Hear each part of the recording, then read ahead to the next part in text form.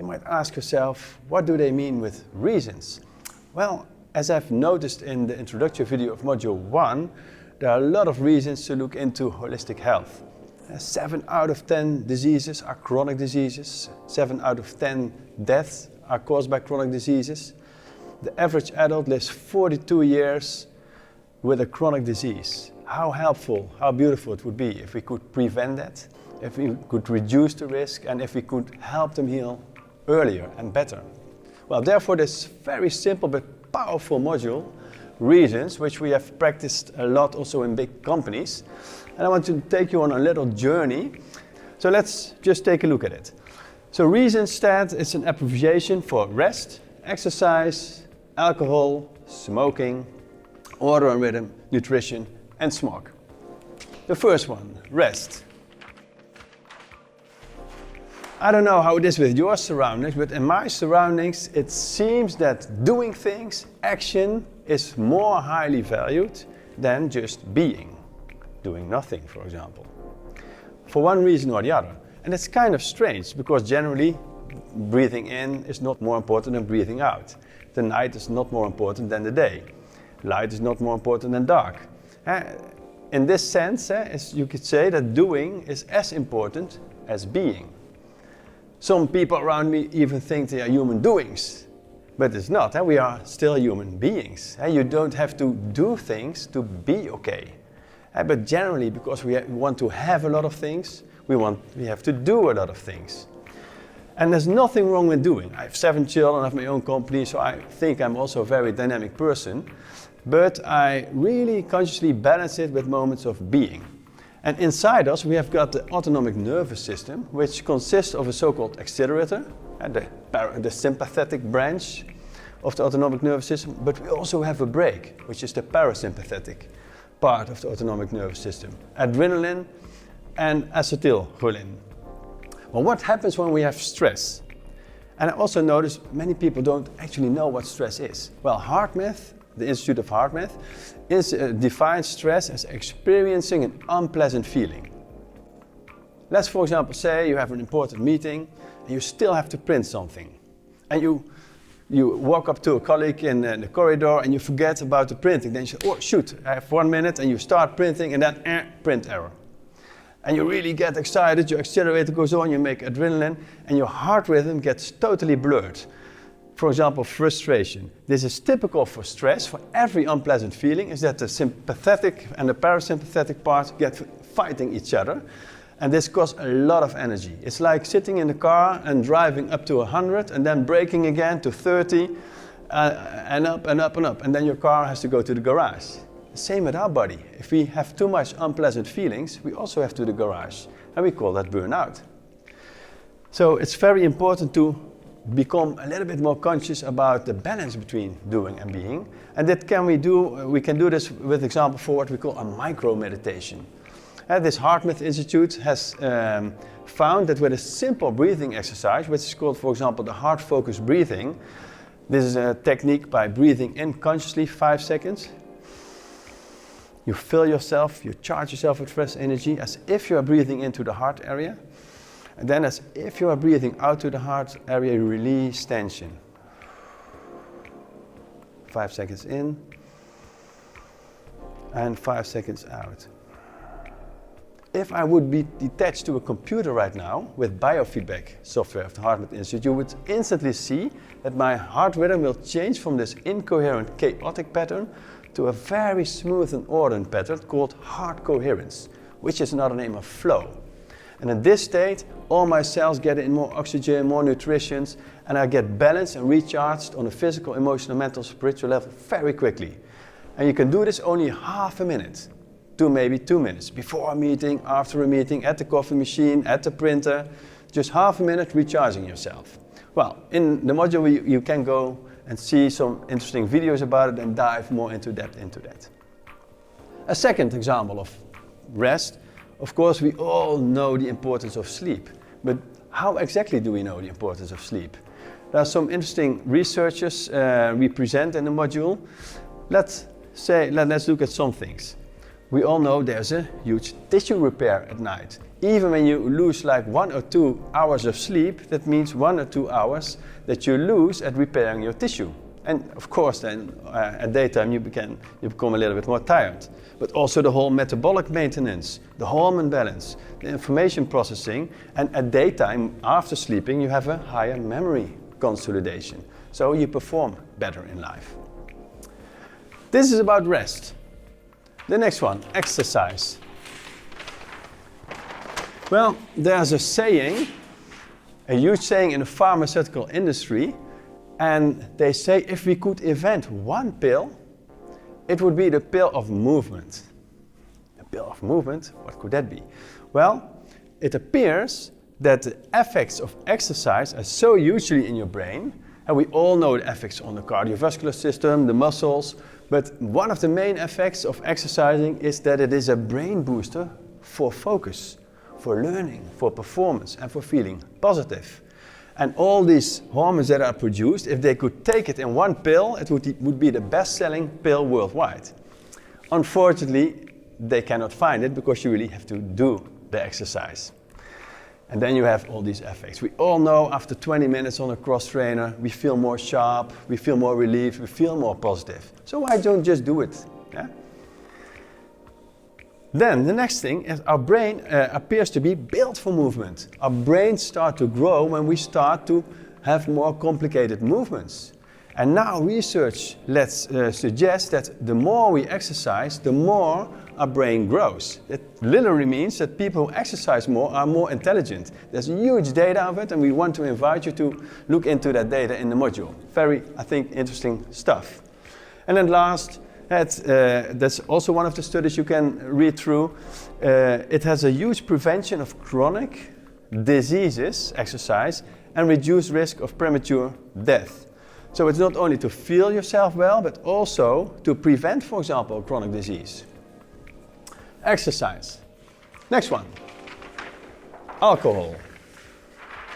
Again, a lot of my friends, they say, well, I drink a glass of wine a day, sometimes 2, nothing wrong with that.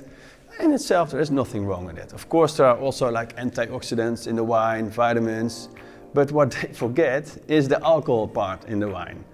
And it's totally known that actually the total optimal amount of alcohol intake is 0. Not 1 or 2%, 0. Might be a little bit surprising for you. And let's dive a little bit deeper in it. Alcohol usage is about 11% of your total sugar intake. When you take, like, for example, already 1 glass of alcohol per day, 1 to 2, and the more alcohol you take, the more sugar there will be in your body. And also when we look at some pathologies, for example, 2/3 of pancreatitis, which is inflammation of the pancreas, is related, and you see this most with people who have a history of heavy drinking, which damages the pancreas. But also, for example, bowel cancer, liver disease, sounds logic, and diabetes, which is also sugar related. So conscious alcohol usage, nothing wrong if you drink alcohol, but we invite you maybe to look at it a little bit more consciously. Then smoking is also known, I think, to most of you and your patients, but smoking appears to harm literally every organ in your body, not only the lungs, which we generally know, for example, lung cancer and COPD, chronic obstructive pulmonary disease, but actually the whole body, coronary heart disease. And I think there's still this image of smoking with the camel cowboy on his horse, and it's very hard to get this out of the heads of young people, and they still think they are tough with smoking. But last week I was in training at the Dutch police, and there was this separate room outside where people were allowed to smoke, and it really looked pathetic. Just these people standing there in their room. It is a strange seeing still. But and it's also very hard, of course, when you are smoking. I know it. I've never smoked, but I know people struggling with getting rid of it. So it's easier said than done, I know. But the more you become conscious about the effects, maybe the easier it is to radically let go of it. Wish you good luck with it if you are smoking. Then the next one of reasons, the O from order and rhythm. Well, everything in the universe has an order. And we stand up in the morning, then we go to the afternoon, the evening and the night. We have seasons. And it appears, for example, when you look in the Vedic literature, we have these large yugas from thousands of years. The cosmic winter, the cosmic summer. And also in our body, we have these, what we call circadian rhythms. For example, in the traditional Chinese medicine, it is known that between 7 and 9 in the morning, our liver gets awake. After 8 o'clock in the evening, our stomach gets asleep. That's the whole reason why it's not so healthy to eat after 8 o'clock. You simply will not digest the food and it will become poisonous and you will gain weight very quickly because the stomach is asleep. It's just a circadian rhythm. I cannot change that the morning will be the morning. It's like nature happens to be in our body. One step further, there are findings, you can read through it, from Joseph Takahashi, PhD, is a neuroscientist, and he has found that we even have a clock in our genes. And if we listen to that clock, we just feel better. Then, from reasons, the N, nutrition. Well, we all have an idea of what healthy eating is, and that's good. And there are a lot of approaches, from the paleo diet to the microbiotic diet to the blood group diet, and hundreds and thousands more. And that's good. And from my own experience, I have a lot of food. It's one of my favorite instruments, is that you gain by trial and error. Slowly but steadily feel what works for you. But there are also some general guidelines we might benefit from. And there are some interesting sayings about nutrition. For example, you are what you eat. What does that mean? For example, do you become more like a pig when you eat a pig every day? Well, actually, a little bit, yes. Of course, you get the genetic intake of the pig. You get the frequencies of the pig, which gets diluted with your own frequencies. Yes, of course, you are what you eat. You get information of that what you eat. And you become more of that what you eat. The second one is manage your mind. Mind your food, or eat right, be bright. It appears that our food has a major contribution to clear and intelligent thinking if you eat the proper food. And then we have the macro and the micronutrients. The macronutrients, for example, the carbs, your protein intake, your fat intake. And then we have the micronutrients, vitamins and minerals. And to balance those is important as well. But if we look at a total different perspective to feeding, then it's more the Eastern philosophy. Besides feeding our actions, doing, get the energy to getting things done, we also have to properly feed our feelings and emotions. For example, that we have more balanced feelings and emotions. And also our thinking. If you eat balanced, you have more balanced thinking. This is the eat right, be bright part. And also your being. If you're more balanced, you can have more connection with your spirit, with your passion, with your heart. So actually, if you feed all those, you become a more whole person. And then finally, I want to share you a little bit about 7 levels of consciousness about eating. The one is not better than the other, but what happens is that you can increase your happiness with eating when you grow in consciousness. For example, very mechanic eating, you're hungry and it doesn't matter what's in the fridge, you just take the first thing you happen to see, and yeah, the joy is the moment it's in your stomach, it's gone. It's nothing wrong with that, but that's mechanic eating. Sensory eating, then you can also enjoy the smell, the colors, the taste, and your happiness and enjoyment becomes a little bit larger. You can also raise even further, then you start emotional eating. Then you also have a good feeling, a good conversation in a restaurant, for example, which even adds to your enjoyment. Most people eat on these 3 levels, but mainly on the mechanic and sensory levels. What's quite difficult already for most people is to raise their consciousness to the next level, which is the intellectual level. And here you walk through the supermarket and you look at, for example, calories, which vitamins are there damaging stuff inside. So you use your brain and you make conscious choice on the intellectual level what to eat or what not to eat. And by that you will feel better and your happiness will increase because you will not have, for example, the sugar dip after 10 minutes, which you did unconsciously without intellect on the mechanic level. So you become a little bit more happy. Then you can raise even further if you want. It's quite difficult for many people. For about 2 years I'm a vegan now, therefore I was a vegetarian for 17 years. And this is actually a jump also to the social level. On the social level, you also decide not to harm other beings or bring as less harm as you can. For example, consciously not killing other people for your own enjoyment. And I've noticed that really that guilt disappears out of your system. The same counts for milk. What you see, what happens with cows, with their young, they get destroyed after, or they get taken away from the mother. So there's a huge also ethical component to what you eat if you are sensitive to that. And I am, and I've noticed that this guilt frequency got out of my system, which gives me more freedom, and I feel that I have a less impact. My footstep on the world is a little bit smaller, and that feels good. You don't have to do this, of course, but it's a possibility. Then you can raise even further, that's ideological. So that's, for example, there's a famous man called Michio Kushi. He is the writer of many books, and his dream was world peace. He was a Japanese guy, and so he was convinced he would have returned 5 times, he believed in reincarnation, to work on world peace. Already in this lifetime he had a huge impact, and so he only eats to get his dream done. This is eating on ideological level to make a huge contribution to the planet. Of course he has to return 4 times if he's right with his reincarnation. But just as an example. The last stage is that you start to eat on a universal consciousness level. That's actually to be the best version of yourself, to become one with everything and anything, so that you are total in bliss. Everywhere where you come, you will raise the frequency, and you will have a high level of bliss and happiness.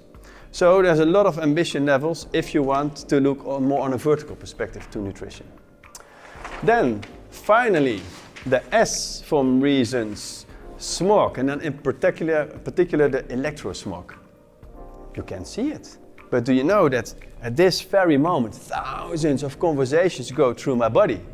Everybody is having phone calls here. There's some Wi-Fi here in the building. It's penetrating all along. But because we cannot see it, we think it's not there, but it is.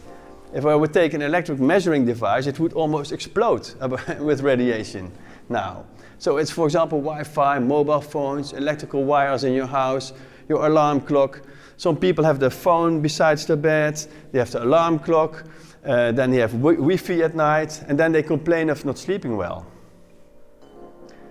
Fortunately, more and more people become conscious of this huge damage this does on health, even on a genetic level, which is shown by independent research. I mean, not financed by the mobile industry. Follow the money, they say. And when you look at these independent researchers, we can have damage onto the DNA level of Wi-Fi. It's, for example, now prohibited on schools in France for children because they take these investigations serious. There's an explosion of sleeplessness, of insomnia with the introduction of the mobile phone. You can see this almost literally one-on-one. Of course, sleep has also disturbed a stress component and other components, but also mobile electrosmog is a huge factor. Headaches, dizziness. Now there's an Italian guy who has won for the first time in court a big case because he got a brain tumor, and it's one-on-one related now to his mobile phone usage, which he had constantly against his brain. And the court has proven him right with all the evidence, and so he has a huge claim on the mobile phone industry, which is quite disturbing, of course, for them. But it's a wake-up call maybe to why shouldn't we make radiation healthy? There's also healthy radiation. Why not use a frequency which balances us? It's possible. And the World Health Organization, to finish this off, now says all phone radiation is possibly carcinogenic. So maybe after this module you are a little bit more aware. You put off your phone, or you leave your phone in the bathroom at night. You put off your Wi-Fi. Why you don't use Wi-Fi at night? Just switch it off, no problem. Then you will not sleep in a magnetron. Well, we just want to invite you to look into this matter and just follow your own truth in that and make some conscious measures if you want.